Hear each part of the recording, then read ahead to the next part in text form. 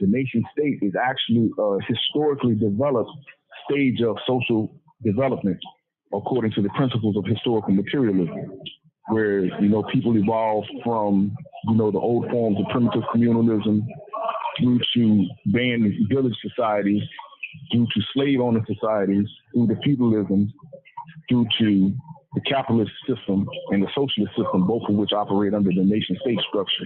And then communism, which would tear down national or nation state borders and develop the entire globe into a common people who are unified under a communal social system.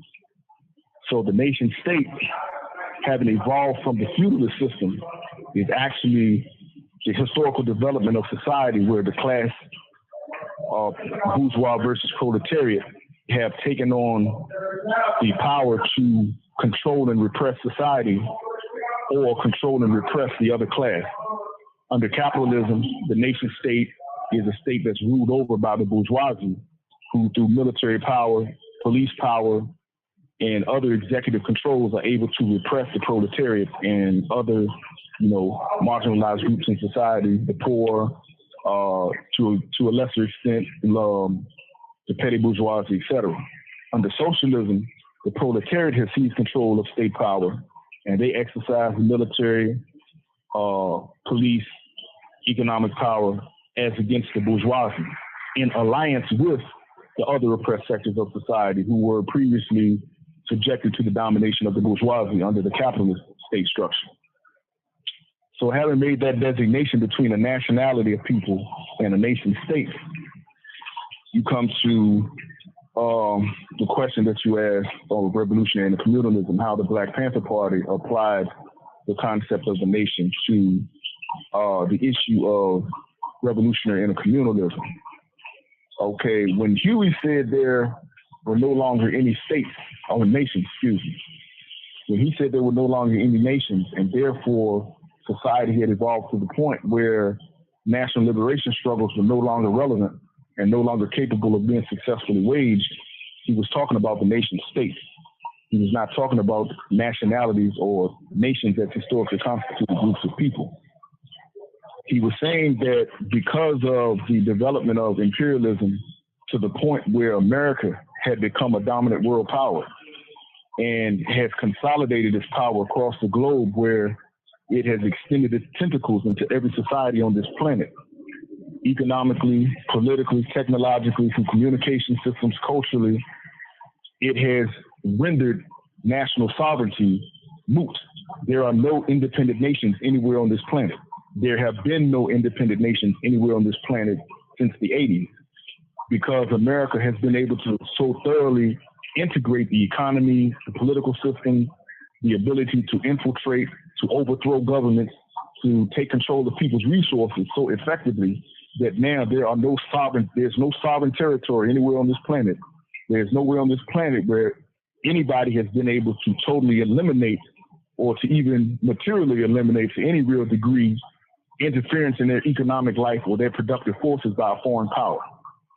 So Huey understood, much like the traditional Marxists, in one specific case, Comrade Amilcar Cabral, which he set out in his speech, The Weapon of Theory, where he explained that national liberation only occurs when a people have been able to eliminate foreign control or foreign domination over their productive forces, and when they have been able to regain control over their history, which is they return to the conditions that they existed at prior to being controlled and dominated under colonialism by the imperialist powers, and are able to independently develop and evolve their productive forces or the economy and the social power of their own society.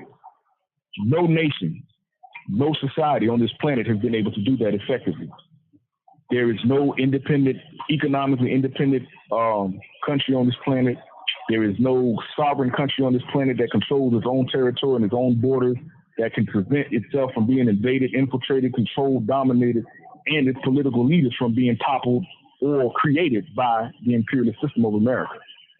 So that is what he meant when he said nations and the national liberation struggle has been ground to a halt.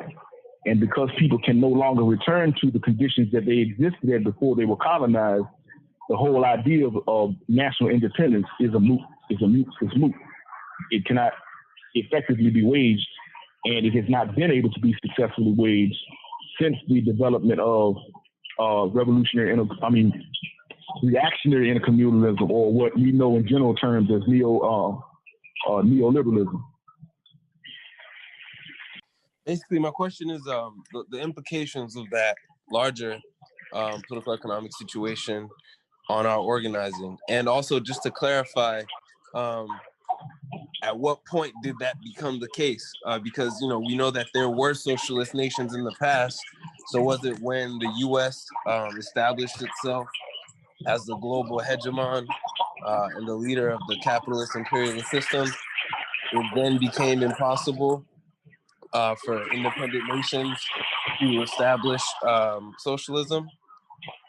Also, how does that larger global context, how should we take that into account when making our strategy for how to organize here on the ground in a major city?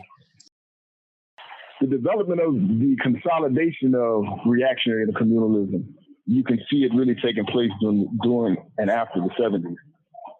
A large part of what brought that about was the destruction of the support base for the national liberation struggles within the socialist bloc, which you had initially the Soviet Union and China.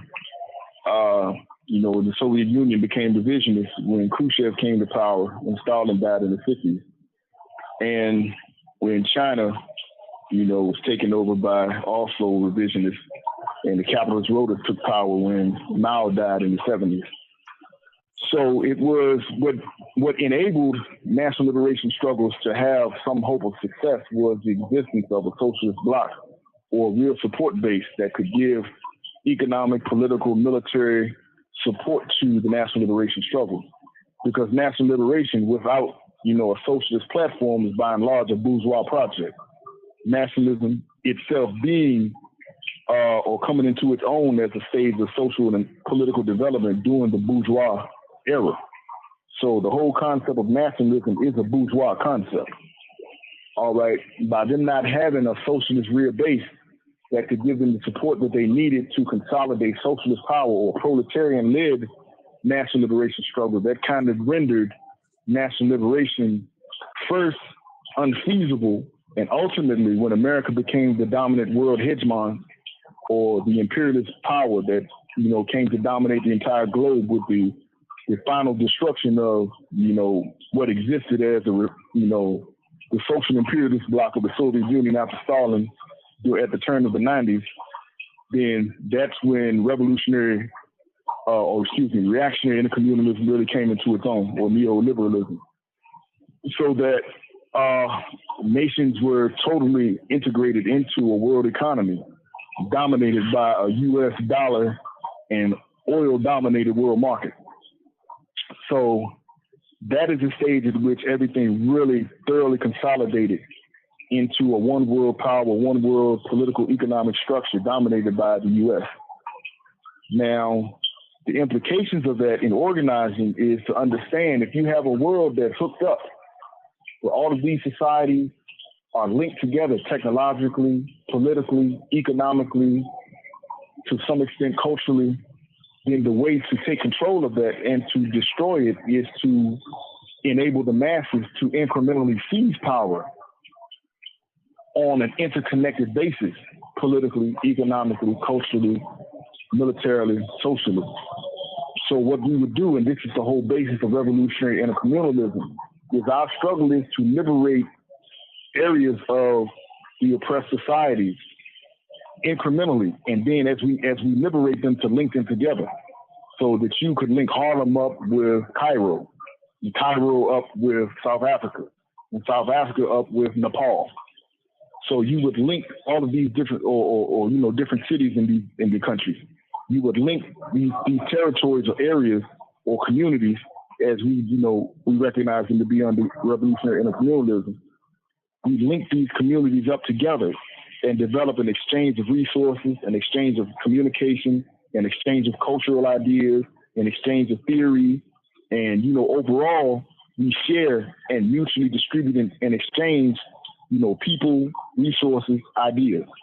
and by linking them together in a revolutionary context, you'll build blocks that will be able to develop dual power and ultimately counter the existing power structure pretty much along the Maoist line, or what Mao designated people's war. You have the strategic defensive, you have the stalemate, and you have a strategic offensive. When you're on the strategic defensive is when the enemy has political military control over the entire area. And you incrementally are developing base areas within that area where the enemy is not able to consolidate and exercise its power or to dominate certain regions.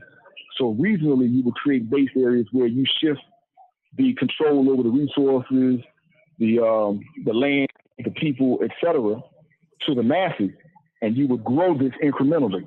In areas that you're able to expand, you expand. In areas where the enemy consolidates its power to react, you would retreat from those areas, but you constantly continue to grow. And you link those areas up with other areas that are developing, liberated areas and liberated base areas. And by incrementally liberating territory and linking it together, you will grow your land base, your mass base, your social base, your political base larger and larger until you're able to hit almost an equal distribution of power against the enemy's distribution of power, or control of power and land mass and people, so that you would reach a position of a stalemate, where basically your power would be equally distributed between the enemy and the people. And ultimately, when you develop or consolidate your control of the masses over larger and larger base areas, you would ultimately develop more power, more land mass, more control over more regions and areas than what the enemy has. So at that point, you would move into the strategic offensive.